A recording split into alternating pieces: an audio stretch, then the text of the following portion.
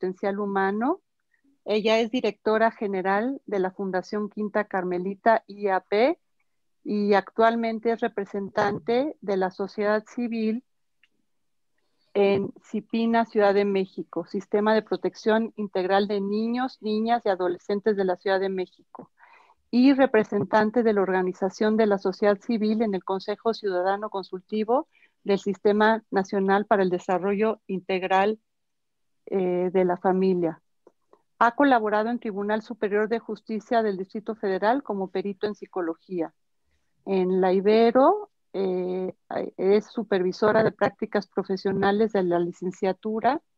Es también consejera de la Asociación Mexicana de Orientación Psicológica y Psicoterapia, reclutadora para competencia organizacional en el Nacional Monte Piedad, cofundadora de la Comunidad de Reflexión, Espiritualidad y Encuentro, y participó en la construcción de la iniciativa de ley de cuidados alternativos para niñas, niños y adolescentes en el Distrito Federal. Y también está con nosotros Viviana Moreno, quien es licenciada en Psicología de la Universidad Católica de Colombia, especialista en Infancia, Cultura y Desarrollo de la Universidad Distrital Francisco José de Caldas en Bogotá, Colombia, terapeuta familiar por parte del ILEF en la Ciudad de México, psicoterapeuta de arte del Instituto Mexicano de Psicoterapia de Arte, y ha estado vinculada al trabajo en adopciones y restablecimiento de derechos de niños, niñas y adolescentes en Colombia y México, colaborando para organismos públicos y privados. Actualmente ejerce la práctica clínica con mujeres, familias, niños, niñas y adolescentes en diferentes momentos del proceso de adopción. Colabora de manera institucional en procesos psicoeducativos a parejas que están tomando la decisión de adoptar y es cofundadora y codirectora de Alfaga, herramientas terapéuticas para la adopción. Entonces, bueno, iniciaremos con Alina, quien nos va a platicar sobre algunas ideas que apuntan a la salud mental colectiva en los procesos de adopción, padres adoptantes, hijos adoptivos e instituciones. Adelante, Alina.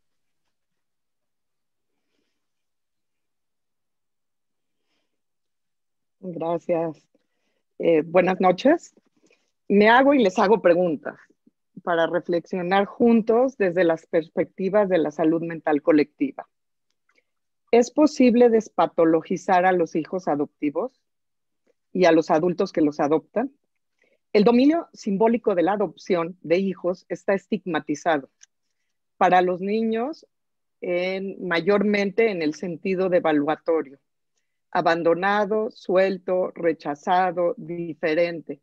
Y para los adultos, como estériles, infértiles, incompletos, castigados. La tendencia hegemónica es hacia la patologización de la identidad. Si hablamos de ir al rescate del sujeto reflexivo, que es parte central de la propuesta, entonces el campo de posibles intervenciones en varios niveles del proceso de adopción y de la vida como familia adoptiva o como familia en general, pueden encontrar rutas de agencia, agency en el sentido gramsciano. Dos preguntas esenciales para comenzar. Más bien, otras dos preguntas, porque ya inicié con dos. ¿Cuáles son, disculpen, hay adultos mayores, no solo bebés? Vuelvo a las otras preguntas. ¿Cuáles son las limitaciones y posibilidades que tienen los profesionales, o sea, parte de todos nosotros y quizá los que escuchan, de subvertir o poner en duda determinadas lógicas de poder y o violencias institucionales en el campo de la salud mental? En este sentido, ¿qué ocurre en los complejos territorios de la adopción de niños en México? Segunda pregunta en esta parte. ¿En qué medida pueden los profesionales articular una posición de rechazo a la complicidad de planteamientos hegemónicos sobre los temas en cuestión? Las ideologías predominantes en el país y en América Latina en general mistifican la figura materna, dándole un rol no solo respecto a la obligada reproducción para tener valor y sentido vital, sino funciones y responsabilidades en todos los ámbitos de la crianza. Adquiere relevancia en el imaginario social la representación afianzada sobre la maternidad como algo natural, homologando mujer con madre, santa madre. En este marco ideológico, la entrega de un hijo en adopción constituye una de las transgresiones más rudas de este mito, ya que la renuncia al hijo, cualesquiera que sean los motivos que la generen, implica un acto fuera del orden natural y social instituido. Por lo mismo, las madres llamadas biológicas quedan invisibilizadas, son ocultadas y no son sujetos en general de ayuda ni apoyos. El origen de estos embarazos por no haber sido deseados los embarazos, sino consecuencia de diferentes tipos de violencias. Esto lo subrayo porque es algo que también se invisibiliza generalmente. Así también la ideología dominante de la familia, formada por parejas heterosexuales, blancas y católicas, con descendencia biológica, es el parámetro a seguir. Afortunadamente en México, poco, pero empieza a cambiar hace algunos años. Pero sigue permaneciendo muy arraigado este parámetro como de la salud y de lo normal. Entonces, la biografía, la historización en estas circunstancias se convierte en un lujo al que pocos acceden. Así, las historias de origen son temidas, por lo tanto, silenciadas y fragmentadas. Las que emergen a la superficie de los expedientes reproducen las historias oficiales. Como plantea Yanasi Aldana en su trabajo Historia, centrar el estudio de la adopción únicamente en los adoptivos y adoptados es construir un objeto de estudio ficcional. El niño adoptado como un objeto de la realidad que aparece desubjetivado de toda historia, escamoteando la realidad misma y a la familia de origen. Todos se convierten en islas psicopatológicas. Las paradojas de lo no simbolizado generan reacciones disruptivas y en el lenguaje biomédico muchos síntomas. Listados diagnósticos cuyo problema principal radica en el traslado de estos diagnósticos como parte central de la identidad individual y familiar al campo de lo social. Las identidades de los niños adoptados acumulan desde el inicio de su vida múltiples etiquetas nosológicas de afectación, así como los adultos que los adoptan se incorporan sin ver tal vez salida o otras opciones a las rutas que el sistema reproduce y les exige para ser dignos del rol. Pensemos en las palabras. Idóneos es el documento indispensable a conseguir el llamado certificado de idoneidad. Así las identidades vividas por las instituciones patológicas. El parámetro es aceptar lo que sea, con tal de que nos den un niño. Ocultar situaciones que develen quiénes son y no preguntar nada que incomode a las autoridades o a ellos mismos. En la clínica, inquietudes que flotan en el ambiente con dificultad a verbalizarse son. ¿Puede renunciarse al hijo biológico imaginario? ¿Puede tolerarse la discrepancia entre el hijo real adoptivo y el hijo idealizado? ¿Cómo podemos pensar, que creo que es parte fundamental de la labor que intentamos hacer en conjunto y de estos conversatorios, cómo podemos pensar prácticas menos autoritarias y asimétricas dentro de las familias y las instituciones? Regreso recurriendo a Gramsci con la conceptualización de agencia para intentar y proponer gestar cambios y transformaciones individuales y colectivas si se persiste. Intentar aportaciones críticas sobre la relación entre el conocimiento y las prácticas. encontrar espacios de acción, ganar derechos y diferentes formas de organización y expresión a pesar del miedo.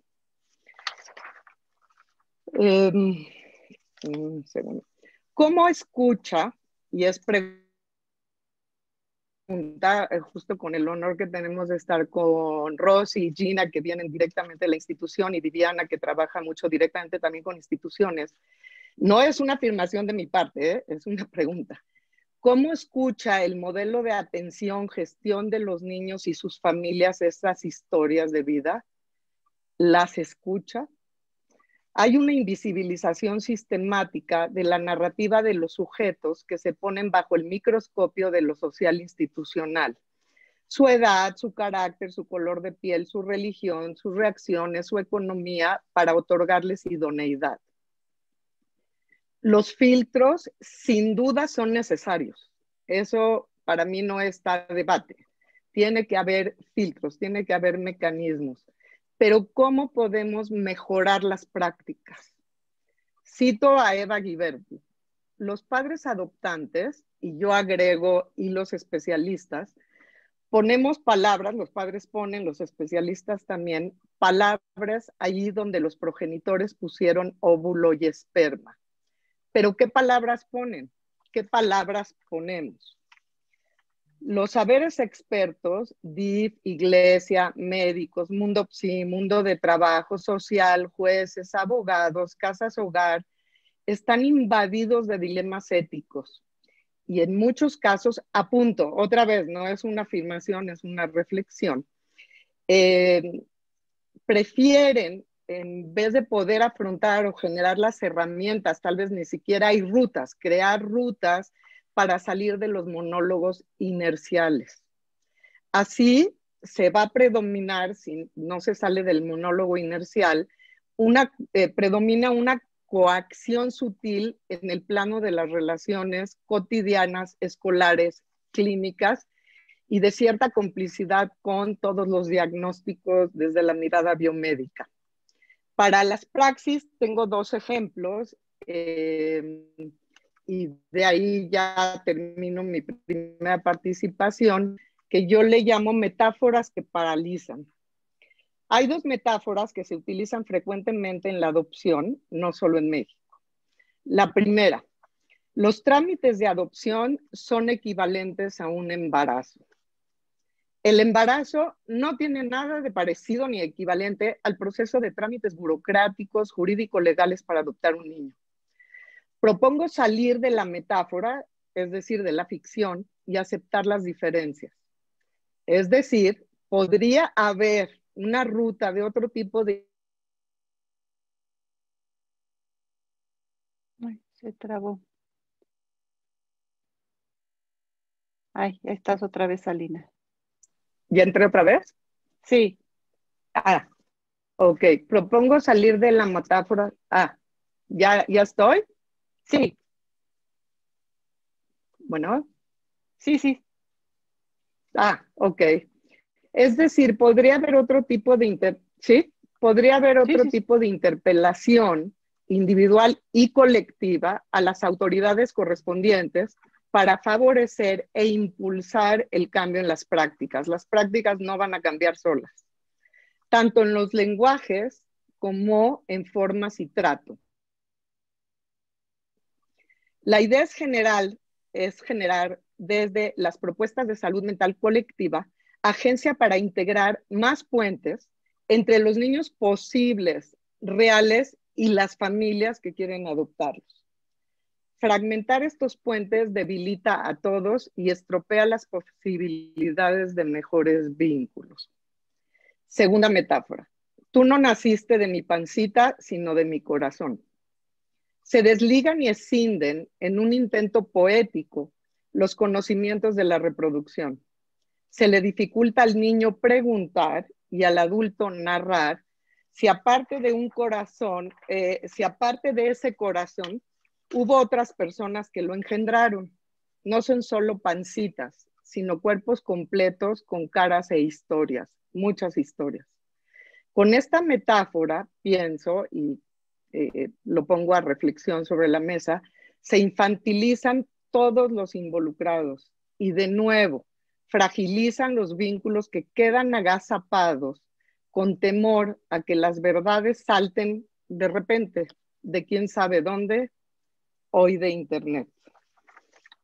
Bueno, para abrir como aperitivo del conversatorio. Pues sí, pues muy interesante, Alina, te tocas muchos temas que a mí me llamó en particular la atención esto de la idealización de la figura materna y la idealización del proceso de adopción y cómo eso incide en las prácticas que hay a nivel institucional y terapéutico, ¿no? Entonces, bueno, creo que nuestras invitadas tienen mucho que decir. Okay. Entonces, ahora Rosy y Gina van a hablar de la parte de cómo los niños que son institucionalizados, cómo eso afecta el proceso de adopción y cómo el proceso se ve afectado para los padres y para los hijos que son adoptados. No sé en qué orden quieran participar. Las dos trabajan en Quinta Carmelita. Entonces, bueno, pues les cedo la palabra. Sí, muchas gracias, Maxine. Comenzaré yo, después del aperitivo de Alina, que pareció más plato fuerte, pero yo quiero un poco abordar el perfil de los niños y niñas que viven en las casas hogar, ¿no?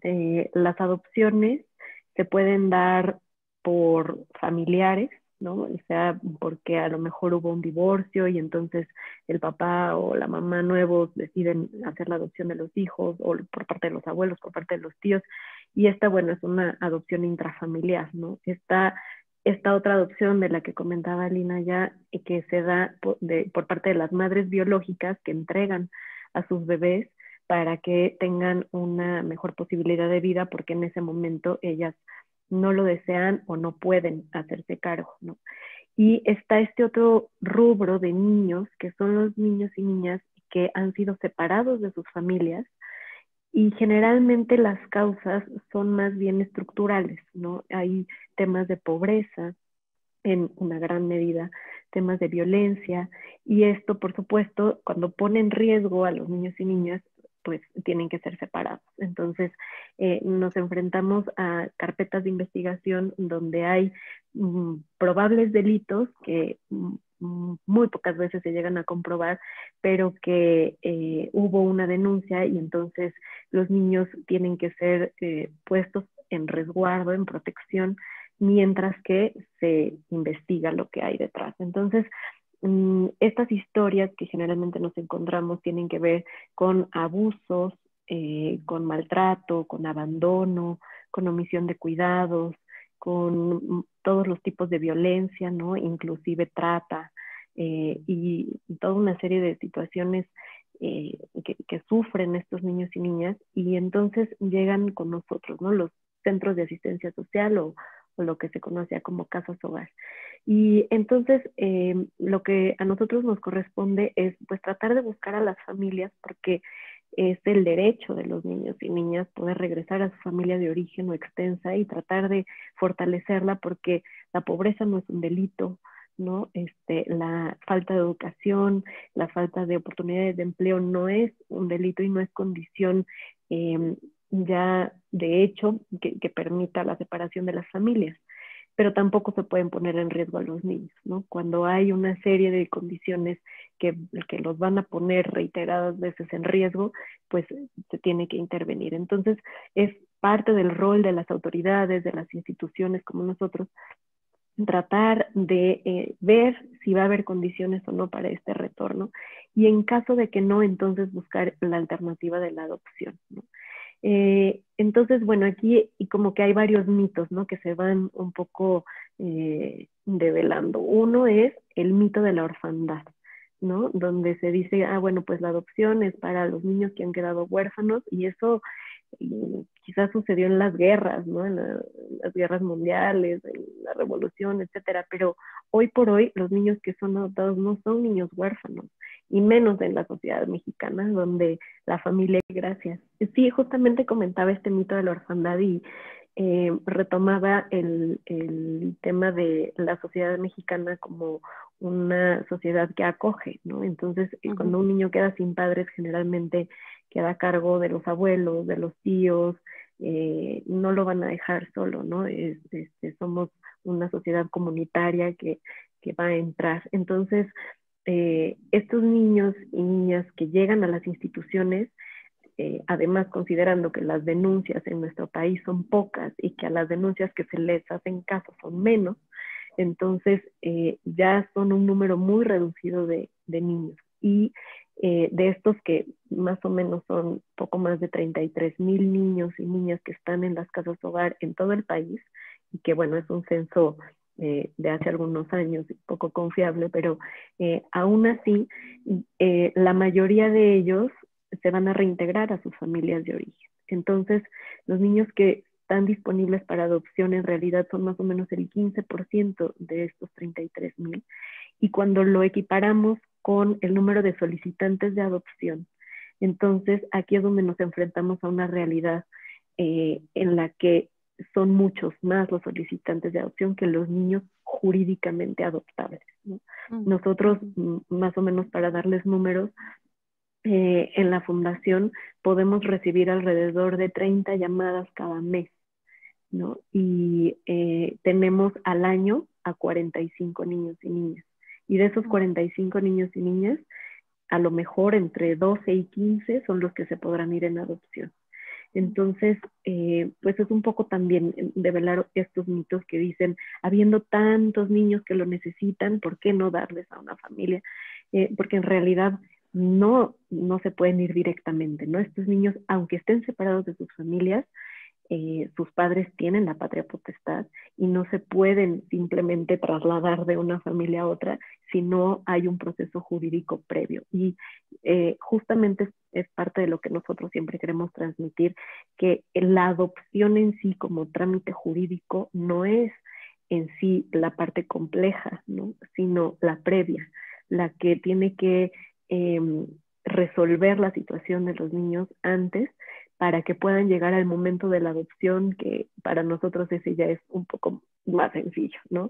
Todo lo que tienen que transitar los niños para llegar a ese punto, la verdad es que es un calvario. Y entonces esto nos lleva pues al perfil de los niños y niñas que viven en las casas hogar, ¿no? Ya comenté los antecedentes que tienen, pero luego mientras viven en las casas hogar, ellos pierden posibilidades de desarrollo en comparación con los niños que viven en una familia desde el primer momento, y una familia en Quinta Carmelita le decimos amorosa, pero digamos, nos referimos a que puede brindarle cuidados adecuados, ¿no? Entonces, se sabe que los niños y niñas en instituciones pierden 1 mes de desarrollo por cada 3 meses que permanecen ahí. Nosotros tenemos, y tenemos un equipo de abogados muy bueno que está trabajando todo el tiempo para que los niños se puedan ir en adopción, y aún así el promedio de estancia es de 2 años, ¿no? En Jalisco nos hemos encontrado con casos de 8 años, 9 años en instituciones. Entonces, eso, pues estamos hablando del rezago que se tiene en términos del desarrollo, y estamos hablando de cuestiones sumamente importantes para el desarrollo general de los niños, ¿no? El retraso en el lenguaje es muy, muy evidente, lo cual les limita la posibilidad de hablar de sus emociones, de ponerlas en palabras, de expresar lo que están necesitando. Por supuesto, el rezago en el área cognitiva, ¿no? Donde pues su energía, por supuesto, está puesta en sobrevivir, en vincularse con las figuras con las que puedan. Entonces, la parte cognitiva se va también rezagando. Por supuesto, los trastornos del apego, ¿no? Las estrategias de apego que van construyendo son, pues, en la mayoría no son apegos de tipo seguro, ¿no? Sino que tienden mucho más al evitativo, mucho más al ansioso ambivalente. Entonces, el reto, digamos, se va acumulando, ¿no? Viene el reto del antecedente de la familia de origen, viene el reto de la vida en la institución, y también depende en qué institución hayan llegado, ¿no?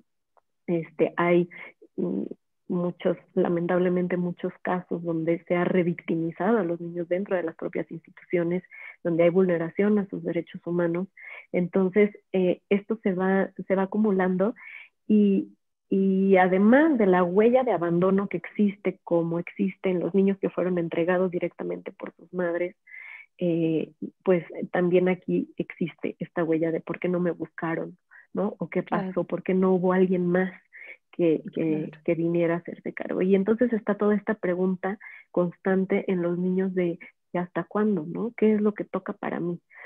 Y aquí es donde también apelamos a la resiliencia que tienen tan fuerte, porque llegan a las casas hogar. En el caso de Quinta Carmelita les explicamos que están esperando una familia, que van a estar bien, que van a llegar a un puerto seguro, y entonces ellos transforman el dolor en esperanza, ¿no? Y entonces ahí es donde tenemos con qué trabajar, porque ellos están con un deseo muy profundo. Todos los días nos preguntan, ¿no?, cuántos papeles me faltan para poderme ir con mi familia.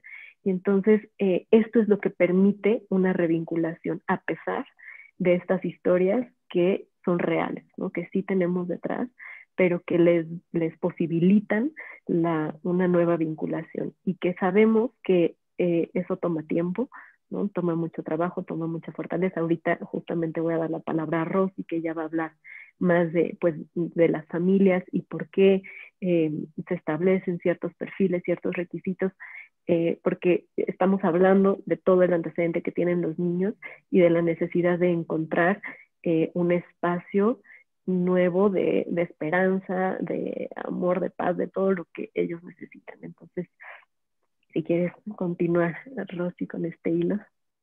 Sí, Gina, muchas gracias. Pues digo esto, todo esto que nos ha compartido Gina, pues quisiera compartirles que nos sirve como un colchón para entender también esta siguiente parte y pensar un poco que en este punto nos encontramos como en el previo, antes de que todas las familias y los niños tal vez y las niñas lleguen a los consultorios y se vuelvan pues en nuestra materia de estudio, se vuelvan pues en nuestro modelo de atención.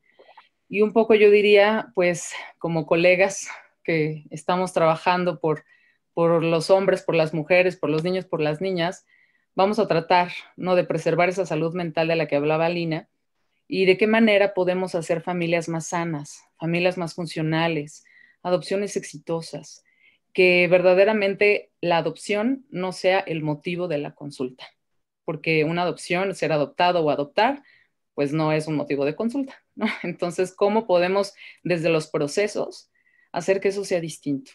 Hacer que verdaderamente pueda llegar al final de este camino, que verdaderamente sí es un camino, pues a veces muy angustioso, un camino que parece injusto, ¿no? Si lo vemos desde la perspectiva social, parece muy injusto, pero que finalmente va siendo determinante muchas de esas causas que aparecen en los consultorios, por todo este transitar tan complicado, tanto para niños y niñas como para familias. ¿De qué manera podemos hacer nosotros que estos procesos desde este lugar donde se está acunando la historia puedan ser más benéficos para todas las partes dentro y dentro de los sistemas familiares?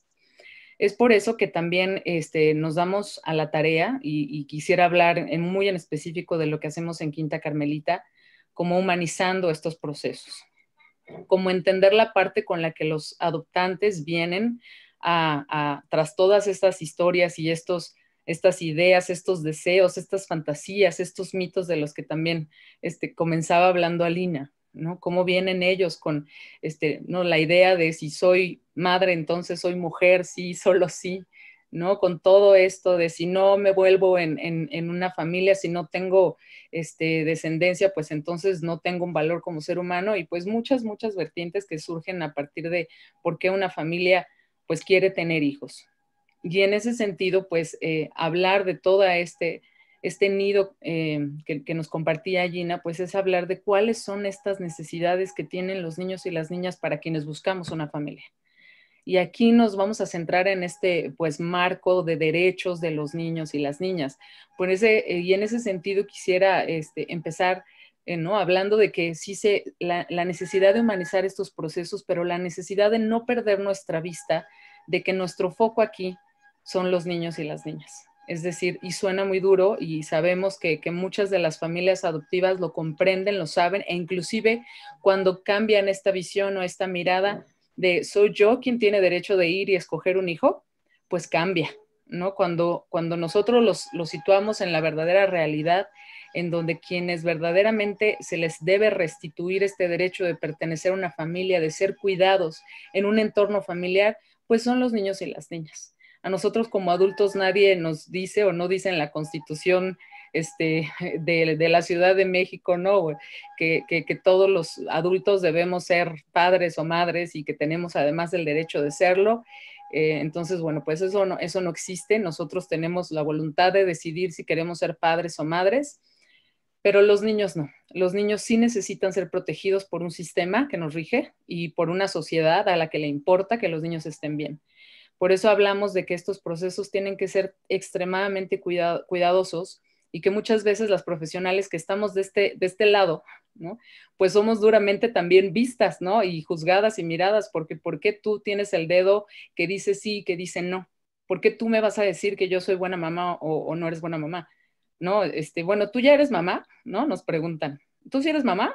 Entonces sí sabes de qué estás hablando, ¿no? Entonces de pronto pues también es una visión muy dura hacia quienes tenemos, ¿no? Esta labor pues de valorar a las familias y decidir, pero si ponemos y volteamos siempre nuestra mirada hacia el centro, que son los niños, y hacia el interés de que tenemos una promesa con ellos. Y hablando que Quinta Carmelita, pues la verdad que tiene un corazón muy grande y trabaja con la pasión, no con números, no con folios, no con que ya vengan más niños para que nos llegue más recurso, porque pues eso no sucede en una institución privada. Más bien queremos que estos niños no vuelvan a tener un abandono, no vuelvan a sufrir maltrato, no vuelvan a sufrir un rechazo, estén con adultos que verdaderamente puedan ayudarles a sanar su corazón. Pero ¿cómo vamos a encontrar eso si tampoco los adultos tenemos nuestro corazón sanado, ¿no? ¿Cómo vamos a encontrar estas familias que podemos gozar de esta salud emocional, de esta salud mental, cuando también, ¿no? Somos una sociedad también pues bastante patológica, que tenemos también nosotros bastantes pérdidas, que tenemos también tantas heridas también de abandono. Hay veces que los adultos hemos tenido heridas de abandono en nuestra infancia, aun cuando tuvimos a nuestros padres presentes. Aún ahí pudo haber herida de abandono, pudo haber huella de abandono. Miedo al rechazo.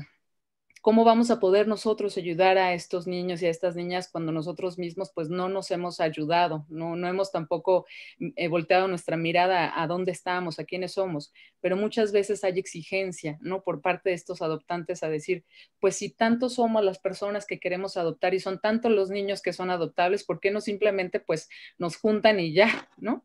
Y pues no es tan sencillo. ¿Por qué son tan largos los procesos de adopción? ¿Por qué las instituciones no quieren soltar a los niños? ¿Por qué no les importa si hay tanta gente aquí que habemos? Pero en realidad son procesos muy complejos, son procesos humanos. Y cada proceso de adopción es un proceso artesanal que está hecho y diseñado sí y solo sí para cada niño, para cada niña, para cada padre, para cada madre. No podemos meter en un mismo molde a todos. Entonces, al ser diseñados para cada uno, no tenemos, por supuesto, pues una lista de los sí y los no, sino que hay que mirar con ojos diferentes a cada uno, hay que meternos en los contextos de las familias, hay que mirar sobre todas las cosas también cuáles son estas necesidades que tienen los niños y qué tipo de padre necesita, qué tipo de madre necesita. En ese sentido, pues nos toca tener, sí, esta mirada pues muy escudriñante, que les decía yo que a veces nos pone pues en lugares muy complicados. De pronto pues somos las malas del cuento, y si tomamos un poco en cuenta que pues que las estadísticas no nos favorecen, de 10 familias que se acercan, posiblemente una va a adoptar.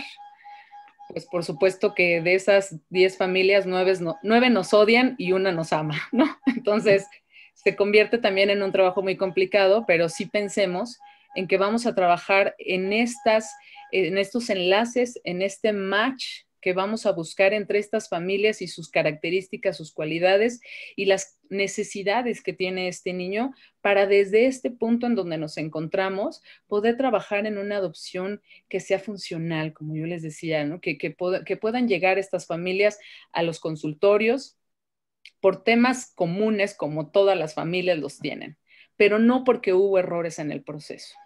Si desde los momentos en que estamos en estos puntos de partida y cuidamos los procesos verdaderamente con toda la ética que nos corresponde, cuando no haya, digamos, porque pues la solicitante me cayó bien o porque de pronto pues se parece mucho a mí, no sé, ¿no? Como terapeutas estamos manejando siempre las transferencias y las contratransferencias, pero necesitamos un lente muy claro para mirar a estas familias.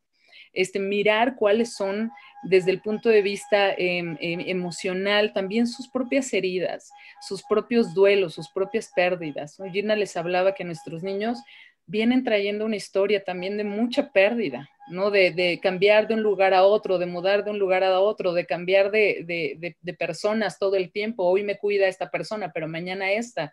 Hoy mismo vivo en Quinta Carmelita, pero el día de mañana voy a perder todo lo que tengo aquí por llegar con una familia nueva que ellas me están diciendo y que les tengo que creer, que ellas me dicen que estos papás sí me van a querer y sí me van a cuidar y sí van a estar conmigo toda la vida.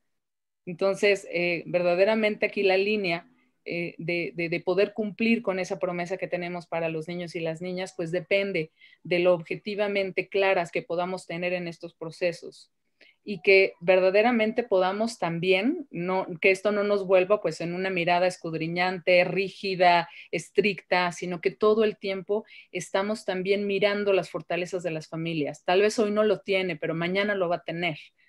¿Por qué? Porque creemos en el dinamismo del ser humano. Creemos que quien hoy no tiene esta posibilidad, pues lo va a poder hacer si lo trabaja, si se deja acompañar, si se deja ayudar, si toma las recomendaciones como tiene que ser. Y sin embargo, bueno, pues algo muy importante que va moviendo a las parejas, pues es esta motivación para adoptar, que como hablábamos, pues pudiera surgir de muchos mitos, de muchas necesidades que puedan tener los adultos, pero es importante pensar que cuando alguien decide ser padre o madre, pues puede surgir de muchas necesidades, ¿no? Y ahí es un tema pues extensísimo el hablar de qué motiva a una persona a convertirse en padre o madre. Y que finalmente a lo mejor cuando esas necesidades parten de mi interés por el otro y no de mi interés por satisfacer mis propias necesidades, posiblemente estaré en un buen camino para cualquier ser humano, ¿no? Para cualquiera que decide ser padre o madre de la forma en la que lo decida hacer. Y en este sentido, volvemos a las necesidades de los niños y las niñas. Siempre vamos a pensar en que una adopción se hará a partir de estas necesidades y nunca al revés. Entonces volvemos a retomar este punto de como adultos tenemos el derecho de ser padres. ¿Por qué si yo me estoy acercando a la institución? ¿Por qué si ahora sí yo estoy dando la oportunidad prácticamente, ¿no? A la institución de que ahora, bueno, sí voy a adoptar si quiero y ya vine y ya hice todo lo que ustedes me dijeron, entonces, ¿por qué no puedo adoptar? Un poco este camino que parece ser también muy injusto. Quisiéramos, ¿no? Poder sensibilizar más a la sociedad de esta necesidad de la adopción. La adopción está hecha para cubrir las necesidades y restituir los derechos de las niñas y los niños a vivir en un entorno que haga de él un mejor ser humano. Y nunca al revés. Nunca para satisfacer los deseos y las necesidades de estos padres y madres que porque lo desean creen que lo necesitan y que tiene que suceder. Y esto, como les decía, pues nos previene de aquellas situaciones que podemos verter también en los consultorios, ¿no? Con nuestros consultantes, ¿no? Y como les decía, que tal vez estos motivos de consulta sean lo que cualquier familia atraviesa, pero no porque haya un mal proceso. Estas dos historias, ¿no? Como les decía, se van caminando en conjunto, las historias de los niños y las historias de las parejas que los van buscando. Las historias de los niños que traen muchas pérdidas, pero también las de las familias que traen una serie de pérdidas, una serie de intentos, ¿no? La tortura de los intentos, ¿no? De estar ahí, de perder, tal vez haber perdido la oportunidad biológica de ser padres o inclusive haber perdido a un hijo en vida o durante la gestación. Pero son estas historias donde cuando son las personas que verdaderamente desean encontrarse en un punto en donde estas historias se entrelacen, porque yo quiero ser madre, porque yo quiero ser padre y porque yo quiero una familia, a pesar de dejar de creer en la familia o a pesar de dejar de creer en el amor que un padre puede tener por mí o una madre puede tener por mí. Cuando esas historias se entrelazan, se entretejen, entonces encontramos verdaderamente pues el sentido más profundo y más hermoso de la adopción. Dos deseos que se encuentran después de haber vivido una serie de adversidades, pero que se encuentran en un punto de muchísimo deseo. Siempre decimos que los niños, y con esto me gustaría cerrar, siempre decimos que los niños adoptados son los niños más deseados. No son niños que en algún punto fueron rechazados, pero se vuelven en los niños más deseados, porque ahí padres y madres entrelazan tanto su deseo, se desvisten verdaderamente para ¿no? Inclusive a diferencia de estas familias biológicas que a lo mejor no tenemos que hacer tanto para lograrlo, y que en ese sentido sí, ojalá todos los padres y las madres tuviéramos este gran deseo, tuviéramos esta gran capacidad de analizarnos, de cuidarnos, de dejarnos evaluar, para poder entonces ofrecerles a nuestros niños y niñas pues un mejor panorama. Ojalá, y yo siempre he vivido con esa utopía de vida, ¿no? Que todos los seres humanos sobre la tierra no tengamos el derecho o no pensemos que tenemos el derecho de ser padres y madres, ¿no? Verdaderamente es un honor poder tener la vida de un niño en tus manos. Entonces, si también no solamente estas familias adoptivas que tienen que hacer tanto y que tienen que luchar tanto para lograrlo, sino cada persona que quiere ser padre o madre se pusiera a analizarse, se pusiera a cuidarse y a dejarse mirar, a dejarse también ¿no? valorar para saber si hoy es el momento, si estoy lista, si estoy preparada, pues seguramente tendríamos pues una sociedad muy hermosa y una niñez sin violencia, sin tantas carencias, sin tanto que pues los adultos estamos dejando de cuidar. Ok, muchas gracias. Muchas gracias.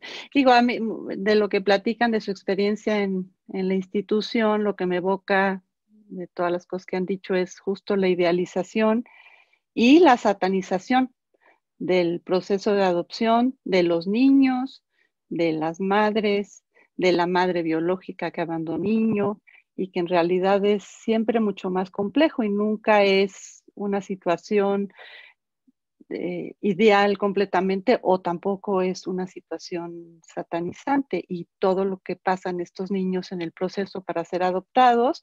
Y Viviana nos va a platicar justo del acompañamiento terapéutico en los procesos de adopción, antes de adoptar, durante, después, también qué pasa con la madre y el padre biológico, y creo que en ese sentido esta participación va a complementar muy bien todo lo que nos han platicado nuestras colegas. Entonces, adelante, Viviana.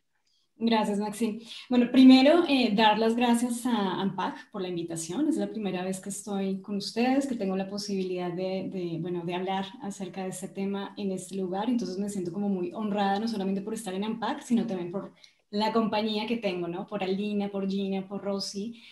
Muchísimas gracias. Entonces, desde ese lugar también, y escuchándolas, quiero como plantear también mi intervención desde la mirada de la psicoterapia en procesos de adopción, desde tres enfoques. Uno es desde un enfoque de derechos, que ya lo han mencionado las tres. Otro es desde la perspectiva de lo que implica hacer psicoterapia con esta perspectiva de derechos, ¿no? Y hablar también desde una psicoterapia de la adopción, ¿no? Que también es un concepto que se encuentra precisamente desde la perspectiva de la salud colectiva, ¿no? De qué estamos hablando cuando estamos hablando de psicoterapia de la adopción. Y finalmente también abarcar como la importancia que todos las personas que participamos en un proceso de adopción tenemos del trabajo interdisciplinario, del trabajo en equipo, porque yo creo que desde ese lugar también tenemos muchísimas áreas de oportunidad. Entonces es como mirar como la forma en que la psicoterapia se puede vincular como con estos tres ejes, y partiendo con el primero, que es el de derechos humanos. Me gustó mucho una cita que hace un tiempo encontré donde mencionaban que En esta cita se mencionaba que los derechos de los niños, niñas y adolescentes son derechos sociales. Y son derechos sociales porque nos corresponde a todos, precisamente todas las personas que hacemos parte del restablecimiento o de la garantía o del trabajo a favor de los derechos de niños, niñas y adolescentes. Nos corresponde a nosotros precisamente hacer o realizar acciones en sociedad para que podamos restablecerlos. Los niños cumplen como esta parte de ser sujetos de derechos, pero son sujetos sujetados, ¿no? Y son sujetos sujetados de las decisiones de nosotros los adultos. Y entonces desde ese lugar también pensarnos en qué pasa con los niños, precisamente desde esta perspectiva de derechos y desde el lugar que ellos tienen también para poder opinar, para poder tener participación, para poder tener voz, ¿no? Y entonces muchos diríamos, porque cuando yo a veces lo leo pienso, pero bueno, ¿cómo vamos a poner a los niños pequeñitos a participar, ¿no? Pero creo que precisamente desde a nosotros los adultos, precisamente como sujetos sociales que estamos involucrados, tenemos que hacerlos partícipes precisamente del proceso y empieza desde el nacimiento, o sea, desde el momento en que estos niños nacen y dan paso como a su propia vida, de cómo les permitimos a ellos también insertarse en un mundo, en una sociedad o en un lugar donde ellos puedan precisamente ser parte de esta garantía de derechos. Y ahí me voy a abocar un poquito a una parte también importante, y es que en procesos de adopción hay menores o niñas menores de edad que también entregan en adopción, ¿no? Entonces estamos hablando no solamente de los derechos de quienes nacen, sino también de los derechos de adolescentes y a veces niñas que entregan en adopción, ¿no? Claro. Y que en psicoterapia, trabajando con ellas, también me he encontrado con cuestionamientos que ellas mismas se hacen y dicen, no sé si soy mamá, la verdad, o sea, sé que di a luz, ¿no? Sé que parí un hijo, pero esto me hace mamá. Y creo que ese cuestionamiento me lo encontré precisamente en la consulta privada, y me lo hace justamente un adolescente. Y me parece muy interesante que un adolescente se pueda cuestionar eso, y que nosotros como personas adultas, que ya tenemos como una estructura mucho más esquemática acerca de la madre biológica, por ejemplo, damos por sentado que todas las mujeres que dan a luz son madres, ¿no? Entonces, desde ahí precisamente me paso al segundo punto, y es la complejidad de hablar en psicoterapia acerca de los procesos de adopción y la complejidad precisamente de desarrollar procesos de escucha de quienes entregan, ¿no? De quienes están haciendo un proceso, de quienes lo están viviendo directamente, que son los niños, niñas y adolescentes, y de nosotros mismos como operadores, digamos, de un sistema en el que a veces también estamos muy desconectados, ¿no? En el que a veces yo como psicóloga que estoy trabajando con una familia, de pronto ni siquiera tengo comunicación con la psicóloga de Quinta Carmelita, ¿no? O con la psicóloga del DIF, que es quien está haciendo la evaluación de proceso de idoneidad de la pareja con la que yo estoy trabajando en terapia, ¿no? Y entonces, o con el niño o niña que está viviendo un proceso de integración familiar en una casa hogar o en el DIF y que va a ser entregado a una familia.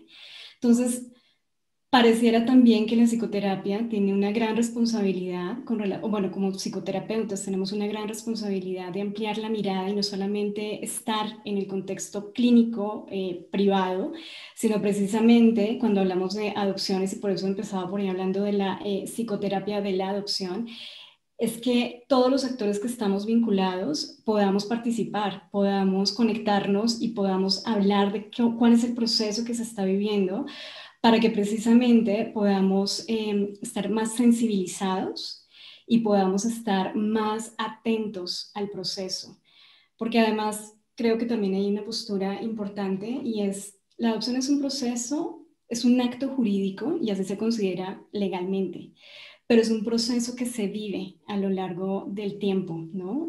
Las propias familias viven un proceso de adopción desde, pues esto, ¿no? Desde que los niños son entregados, o desde que los niños son expósitos, o de que los niños están siendo asignados a un medio familiar, desde que la familia entra en un proceso de adopción y hay un proceso de integración, desde que ese niño crece en ese medio familiar y se vuelve adolescente. O sea, la propia adopción tiene su propio ciclo de vida, pues, ¿no? Y creo que desde ese lugar también es importante ver como toda la complejidad que tenemos que empezar a cuestionar y abarcar también como terapeutas para mirar de acuerdo a qué parte del ciclo de la familia o qué parte del proceso de adopción se necesita también qué tipo de atención y qué tipo de acompañamiento, ¿no? Eso por un lado. También si lo miramos con la parte de la psicología como tal, nos encontramos con que la adopción, siempre hay mucha literatura y mucha investigación en torno a lo que es apego, vínculo, identidad y pertenencia, ¿no? Creo que esos son como los temas más hit, pues, en literatura en torno a la adopción, ¿no?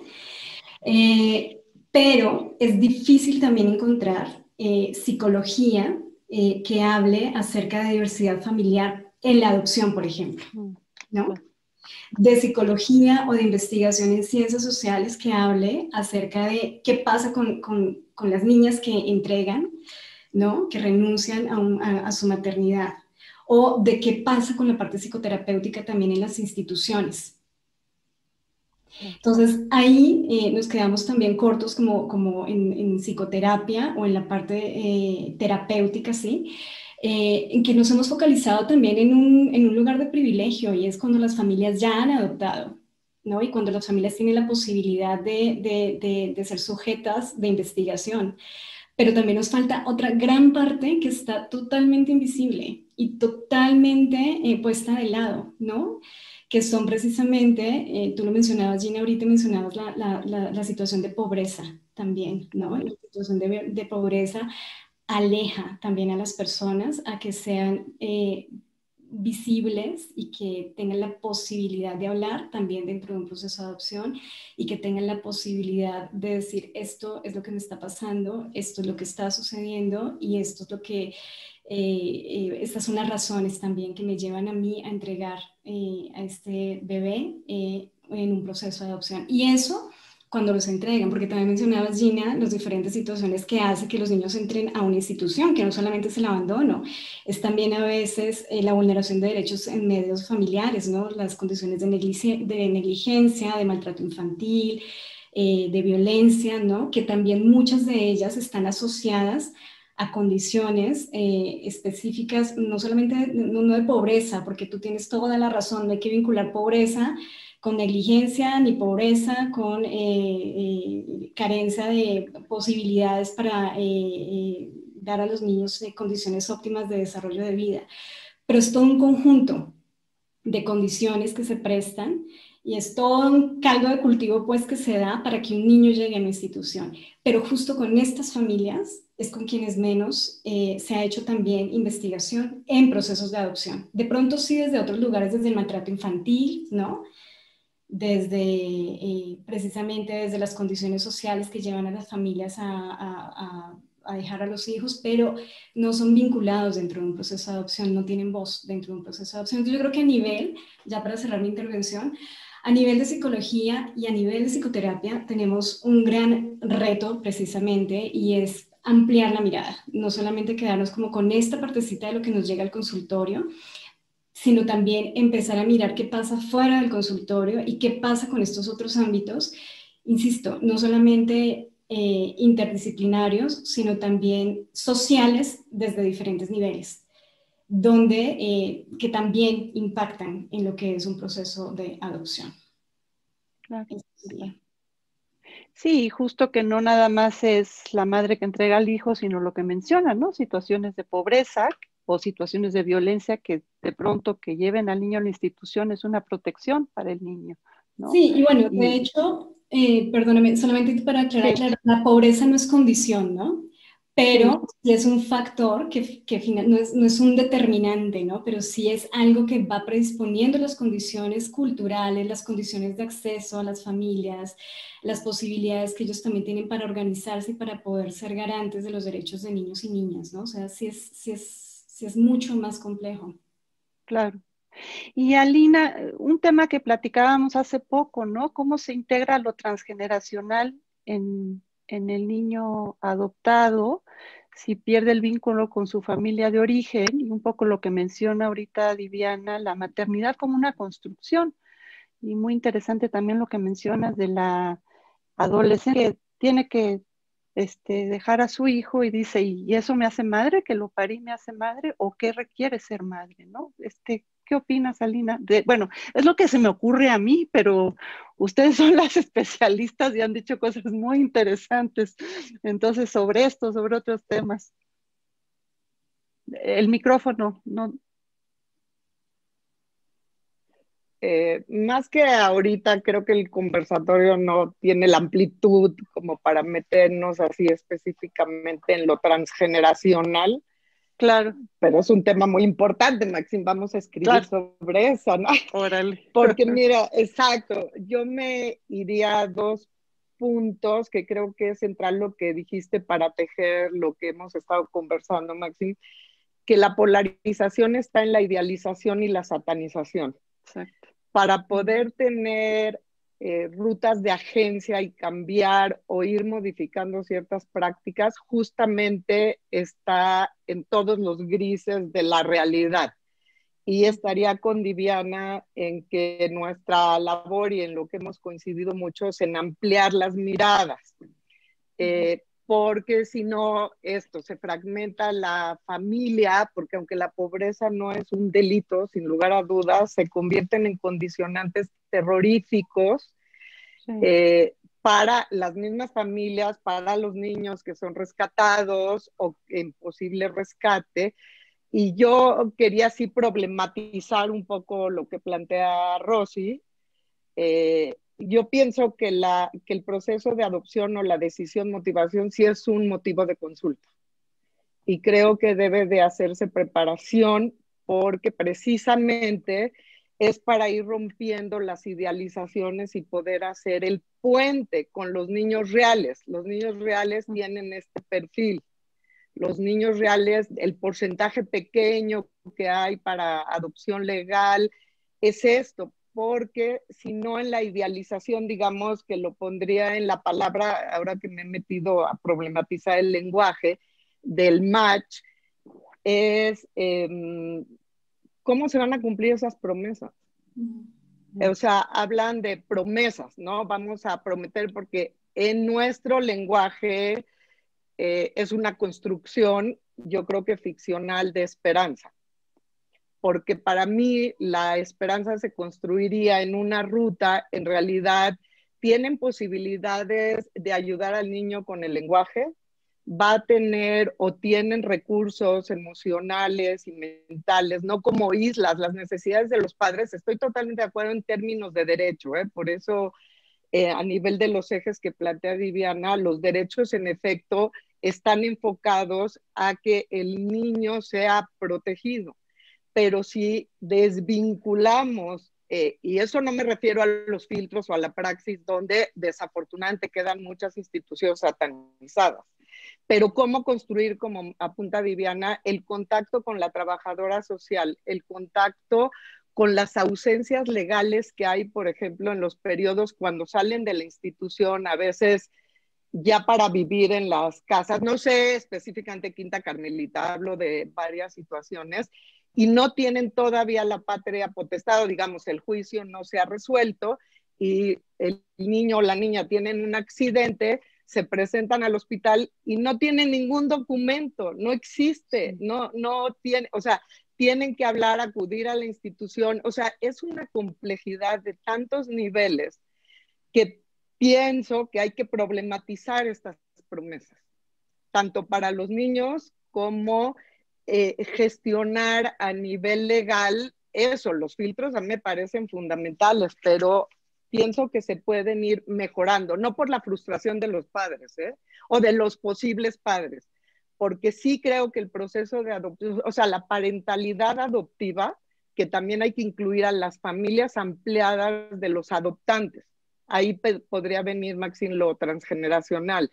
No solo es la familia de los niños que además pueden saber, hay una dificultad enorme luego en saber si registran su historia, por ejemplo, correctamente, porque nadie les ayuda o a veces no se teje es que yo sé que tengo un hermano o yo sé que tengo una hermana, pero me separaron. Entonces muchas veces los padres adoptivos piensan que está inventando, que no conocen la historia, les da miedo, o sea, además hay una parte, digamos, en lo de ampliar la mirada, que para mí es fundamental para poder construir situaciones diferentes, es atreverse a preguntar de ambas partes, ¿sí? Así como la institución tiene sus protocolos, los padres que ponen la necesidad ahí, si no hay un proceso, no necesariamente terapéutico, pero de grupos de apoyo donde han podido manifestar sus dudas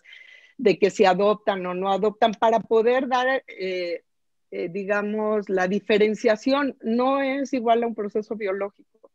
Si se compara y el patrón a seguir es equipararlo al proceso biológico, perdemos todos. No tiene nada que ver. Es otro tipo de parentalidad. Sí. Y creo que sí es muy importante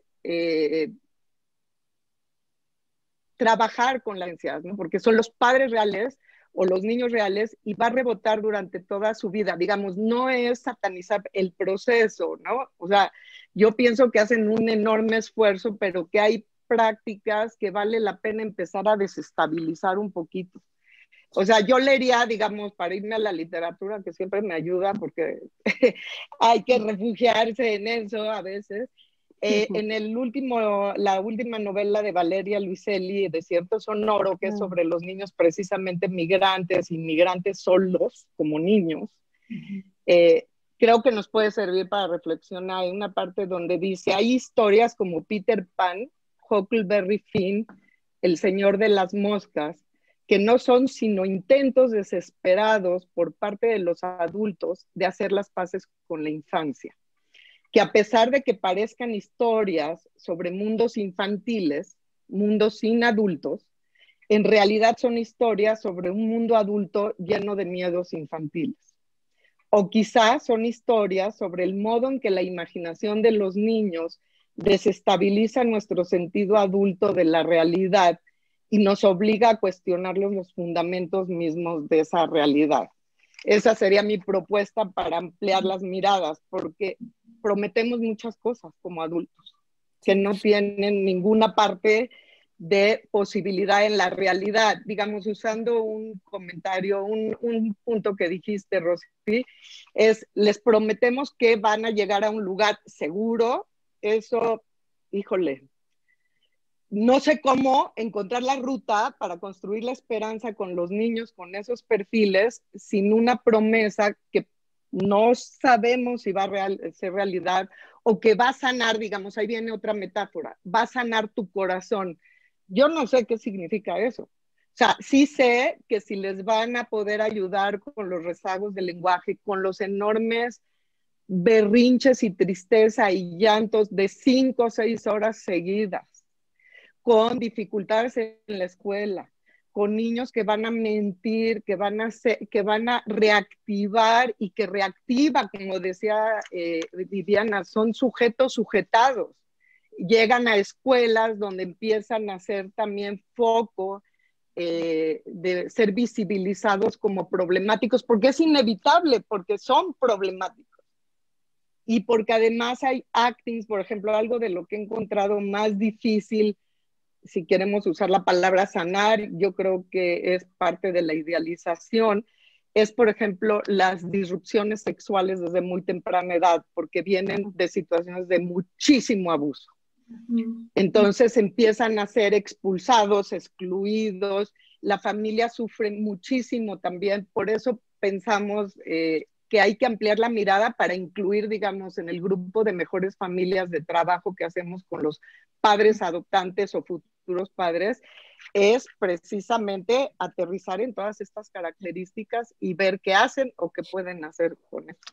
Sí, yo no sé si podemos ahí abrir la conversación, ¿verdad? Sí.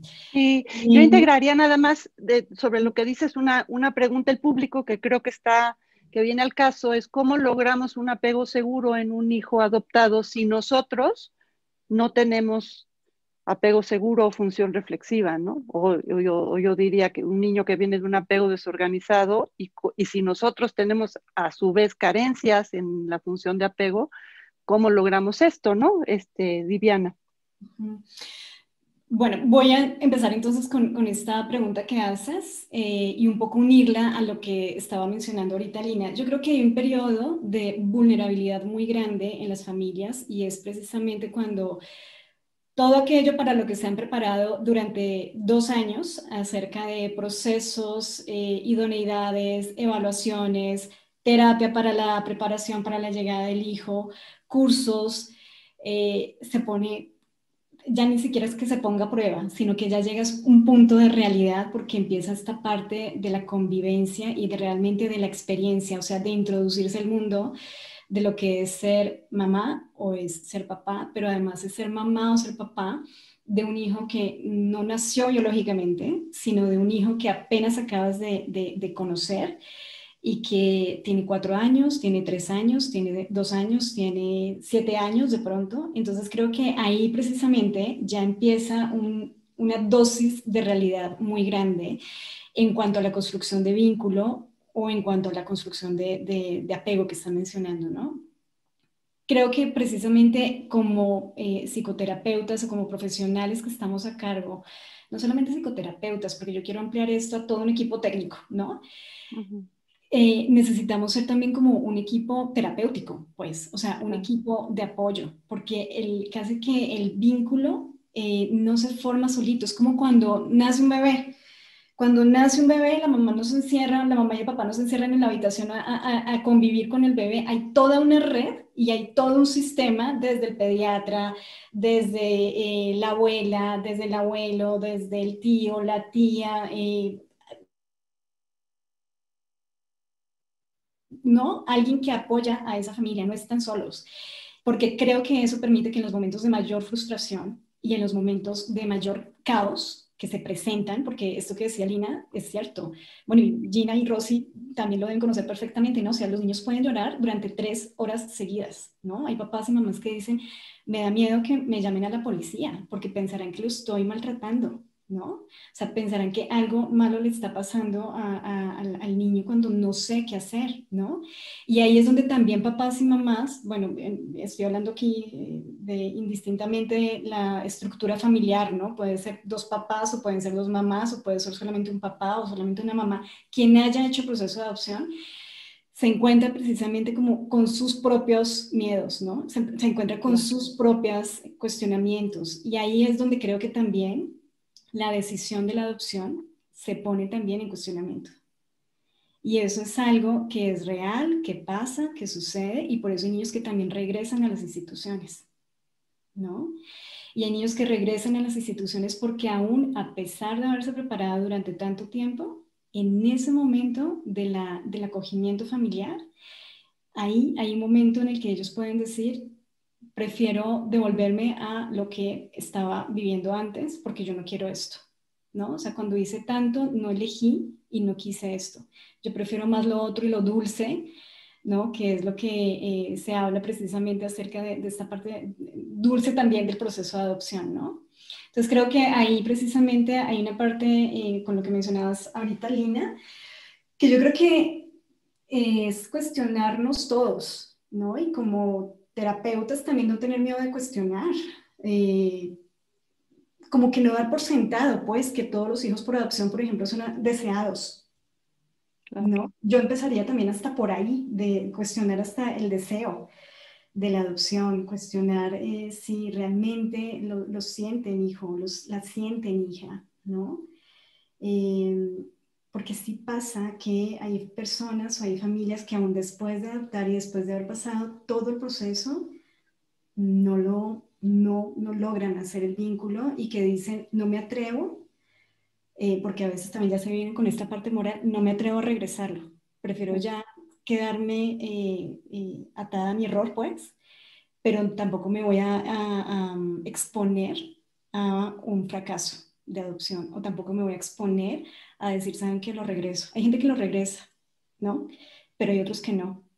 Y entonces yo creo que también por eso es importante siempre estarnos cuestionando y también permitirles a las personas, porque yo creo que también eso es para ellos, o sea, que sientan que hay también un lugar seguro donde lo pueden decir y donde pueden decir, saben que esto no me está gustando, ¿no?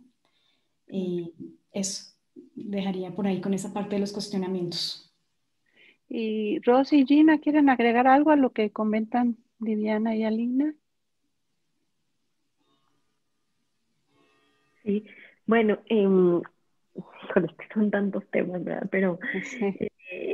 quería retomar algo que creo que está aquí surgiendo mucho, que es el tema de la expectativa, ¿no? Que se construye. Y creo que ese es algo con lo que debemos trabajar, ¿no? Nosotros que estamos en el antes, justamente para poder ir desmenuzando estas expectativas, ¿no? Expectativas de los hijos que vienen, expectativas de el padre o madre que voy a ser, expectativas de lo que mi familia extensa también va a ser frente a la adopción, lo que mi pareja, ¿no? Y entonces se vuelven tan importantes estos espacios reflexivos previos, porque ¿no? Reflexionar después también es importante, pero ojalá pudiera ser antes, ¿no? Antes de el daño a todo el mundo y justamente, o sea, no todas las familias, ¿no? Y justamente culminan en este deseo, pero ojalá si hubiera sido así en este proceso de preparación previa. Entonces, estos espacios de reflexión personal, de reflexión en pareja, de reflexión con otras familias que están en el proceso, por eso se tornan tan útiles, ¿no? Tan relevantes de saber en qué momento estoy de la decisión de adoptar y esta decisión a qué deseo responde, ¿no? ¿Está respondiendo a un deseo personal? ¿Realmente es un deseo de pareja? ¿Es una expectativa que ha puesto nuestra familia o la sociedad sobre nosotros? ¿Es un deseo de tener quien me cuide cuando sea mayor? ¿Es un deseo de tener a quien heredar? ¿Es un deseo de salir con una carriola? O sea, ¿cuál es el deseo? Y el preguntarse es crucial. Y además de que, bueno, generalmente no siempre, ¿no? Como decías ahorita, Diana, no siempre adoptan dos, pero bueno, la mayoría de las veces y entonces empatar ese deseo, ¿no? Qué complejo también, porque a lo mejor uno está en el momento, el otro no está, a lo mejor, ¿no? La familia está en un proceso de crisis y a punto de la ruptura y entonces piensan que el hijo va a venir a, ¿no? Unir o a solventar todas estas problemáticas y no es así. Entonces, creo que el tema de la expectativa es crucial, ¿no? O sea, esto de nos hemos topado, ¿no? También con familias de quiero cambiar la vida de un niño, quiero ayudarle, ¿no? Y entonces, bueno, este es como otro tipo de deseo o a lo mejor, ¿no? He leído todas estas historias pero la mía va a ser distinta, estas fantasías irreales, entonces esa es una parte que desde nuestro trabajo pues siempre pensamos que es muy importante trabajar antes, ¿no? Ya si se trabaja después, pues entonces, ¿no? Habrá que hacerlo y habrá que profundizar y todo, pero siempre en la prevención es menos costosa en todos sentidos que la intervención, ¿no? Y eso... Ay, perdón, no, Sí, continúa, sí, sí. continúa. Sí. No, adelante, porque iba a cambiar un poquito. Sí, que hay un montón de felicitaciones y de algunas preguntas del público. Entonces, sobre lo que tú dices, yo agregaría una pregunta preguntan si la idealización es producto de la polarización entre lo ideal y lo satanizado, y tú lo relacionas con preparar a los padres, ¿no? Para el proceso de adopción, cuáles son las expectativas. Yo agregaría no solo el momento de la adopción, sino así como los padres que tenemos hijos biológicos, tenemos que hacer un proceso de adaptación en cada etapa de su vida, y cuando ya parece que todo está bien, viene la adolescencia y se remueve todo lo que está al fondo y nos pone de cabeza. ¿Qué sucede con estos niños adoptados que traen una historia de violencia, de maltrato, y que en la adolescencia va a salir de nuevo, ¿no? Y cómo lo integran los padres y cómo lo aceptan, y pensando en lo que decía también Diviana, pues que muchas veces estos niños provocan que los rechacen, porque ese es el historial que traen a nivel inconsciente, y entonces que una madre diga, ya no lo quiero, pues que tenga un espacio seguro donde lo pueda decir, porque seguramente sentirá que no, ¿cómo pienso eso? Si yo soy su madre y yo debo de ser la Sarita García, la Virgen de Guadalupe, ¿no? Y reconocer esas emociones para poderlas procesar. Bueno, nada más quería agregar eso. Rosy, ¿tú quieres agregar algo?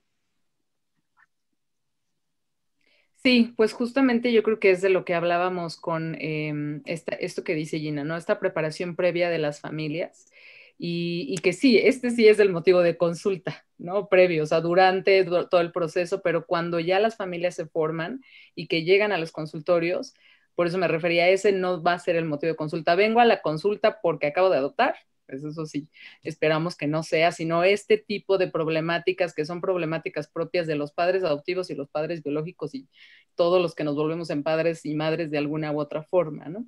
Que tienen, sí, por supuesto, este componente extra y que siempre lo que mencionamos con las familias adoptivas, siempre habrá un twist. Siempre va algo que es una pequeña llavecita que hace que las cosas sean diferentes, aunque no por eso buscamos que se etiqueten a estos hijos, a estas hijas, a estas familias, pero que sí se considere que aquí hay algo que es distinto. Hay algo con lo que hay que trabajar, que justamente pues es esa herida que ha sido muy cuestionable también, si hay herida en todos los casos, si no hay herida en todos los casos, pero la realidad es que hay un asunto de vinculación, pues que se ha tenido que trabajar.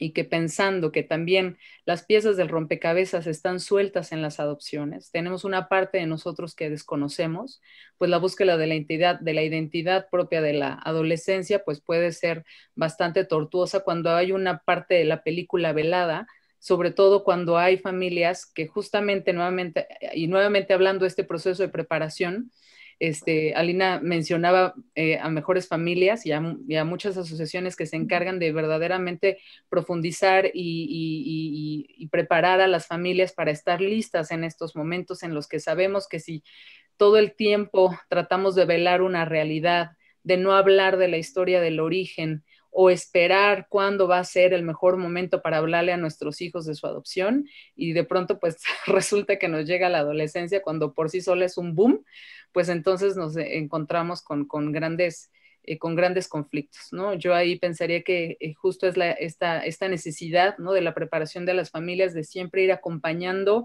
esta historia previa que la atraemos a la nuestra, que la hacemos nuestra, que la hacemos parte y que no es una historia ajena, no es una historia ajena esta del origen,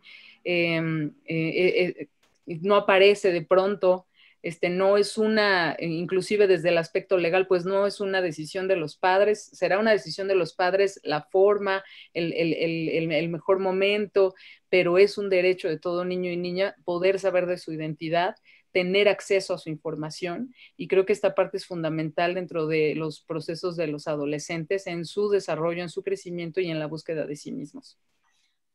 Me gustaría incorporar algunos comentarios del público. Pero bueno, Diviana, ¿tú querías decir algo? Ay, se congeló. No, solo que quería complementar esto que menciona Rosy, porque yo creo que, para dar un poco de luz, sí está pasando que hay familias que llegan a terapia diciendo, acabé de adoptar, ¿no? Que eso me parece valiosísimo, pero yo también resalto que eso es gracias al trabajo previo que hacen las instituciones, ¿no? Claro. O sea, sí creo, y a mí en lo particular me ha pasado que me buscan parejas diciendo, acabamos de adoptar y sabemos que es un periodo de mucha importancia pues en la construcción del vínculo y en la construcción de nosotros como familia, y sí se necesita como esa parte como lo que les mencionaba ahorita, necesitan de la terapia también sentir que es una red de apoyo. Y yo creo que precisamente todas nosotras estamos siempre hablando acerca de la cultura de la adopción, ¿no? Parte de la cultura de la adopción y de crear una cultura de la adopción es hacerla también así transversal a todo el proceso y de decir esto va desde el principio hasta no sé dónde, pero es algo que está en continuo flujo y en proceso continuo de creación. Y por otro lado, ya para terminar, con esto también que menciona Rosy acerca de la identidad, también hay una postura que me gusta de un investigador argentino Y él dice, el tema de la identidad o de los adolescentes que han vivido un proceso de adopción no es solamente la identidad, es también un tema de igualdad, ¿no? Tenemos que no solamente incorporar el tema de su propia identidad en el sentido de reconocer los orígenes, ¿no? Hacerlos sentir parte también de como de una doble línea de vida, ¿no? O de un doble árbol genealógico, sino también es un tema de igualdad, de que ellos se puedan sentir en igualdad de condiciones que otros adolescentes, que se puedan sentir en igualdad de oportunidades y de posibilidades y que no sean también precisamente señalados, juzgados, tachados socialmente por el hecho de haber vivido un proceso de adopción, porque ahí es donde también entra el prejuicio, ¿no? Y creo que eso es una parte también importante. Claro. Rápido, ¿puedo algo, Martín? Sí, claro, Nada Alina, más, sí, porque por algo que dijo Gina que me parece así fundamental, porque es algo de lo velado por todo el conjunto de actores, es que la mayoría de niños que están para adopción no son huérfanos. ¿Ok? Eso a mí me parece, o sea, un punto central, porque no solo los que van a las instituciones, que muchos no son huérfanos o no está verificado, no se sabe, pero muchos de los que son rescatados o inclusive dados voluntariamente, digamos, en muchos países en adopción, no son huérfanos. Entonces, no solo es el origen como pasado, sino es la familia reconfigurada en activo, porque otro de los grandes temas de ese origen que se problematiza es busco o no busco. En la realidad, en la fantasía, siempre se busca o se pregunta o se inventa, pero esto es una situación que está en tensión permanente con la realidad, porque hay este mito también, ¿no? Que el niño que va a ser para adoptar o ser parte de otra familia es huérfano. Y se les inventan muchas historias de orfandad, se les rezan a los padres de origen sin saber si están muertos. O esta tensión también que hay entre los territorios religiosos y los territorios laicos, que esa es una de las luchas y de los puentes difíciles en la institución, porque las narrativas respecto al deseo, las promesas, las expectativas son totalmente distintas cuando están permeadas por, digamos, construcciones muy católicas o de cualquier religión, construidas más desde el punto de vista, eso, ¿no? Pues religioso en el sentido de Dios decidió, Dios intervino, y tiene que ver con los manejos de la adopción a los puntos de vista que afortunadamente espero que se sigan defendiendo en México, quién sabe, laicos, claro. ¿No? Que creo que este conversatorio aporta. Claro. Bueno, se nos está terminando el tiempo. Hay muchas felicitaciones del público a las 4. Hay muchos comentarios sobre sus participaciones. Un comentario dice, la adopción no concluye con la llegada del niño a casa, justo ahí empieza y es donde empieza la verdadera preparación. Ese es un comentario. Una pregunta, ¿cómo se pueden manejar las fantasías sobre los antecedentes biológicos que pueden generarse en los niños o en los padres adoptivos? ¿Y cuál es su opinión sobre la adopción abierta? Yo creo que con esta pregunta, si alguno de ustedes quiere contestar, con eso ya cerraríamos el conversatorio. ¿Cuál es su opinión?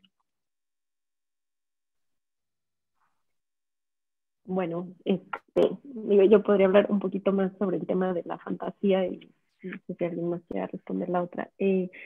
Creo que, y ya lo habían mencionado antes, el derecho a la identidad y a la información es fundamental, ¿no?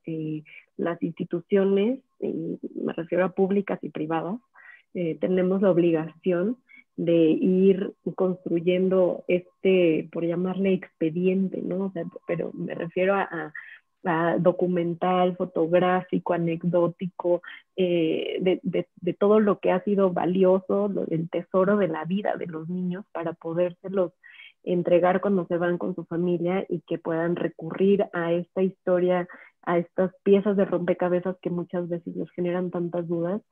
Y que creo que es una de las partes más importantes. Por supuesto, el tema de la verdad, ¿no? De ir hablando de la verdad, claro, al nivel de madurez que van teniendo los niños, pero siempre con esa transparencia y con esa apertura, y también con este realismo de que muchas veces no se sabe ¿no? lo que sucedió con la familia original.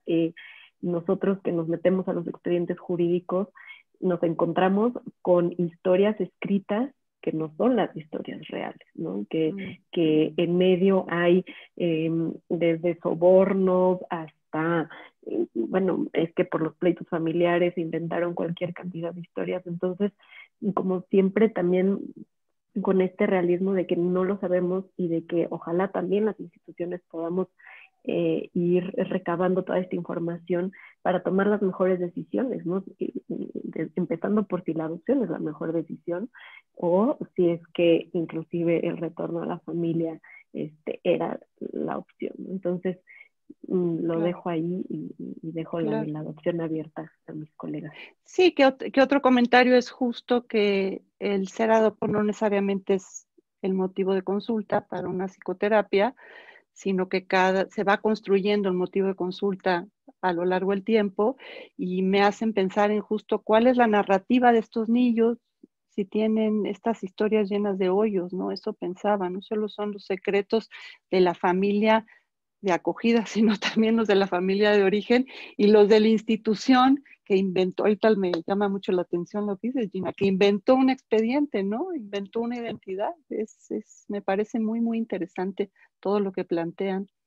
Y les agradezco muchísimo que hayan estado aquí. Me hubiera gustado otra hora más porque creo que son temas complejos, profundos y que se prestan a esta mirada pues desde diferentes ángulos, ¿no? Desde las instituciones, los padres adoptantes, los hijos adoptivos, los hijos que sí tienen familia, lo que dice Alina, y son de todos modos dados en adopción, y nuestro trabajo como terapeutas desde el frente que estemos, en el consultorio, en la institución, en instituciones públicas o privadas. Y pues muchísimas gracias por estar con nosotros en AMPAJ.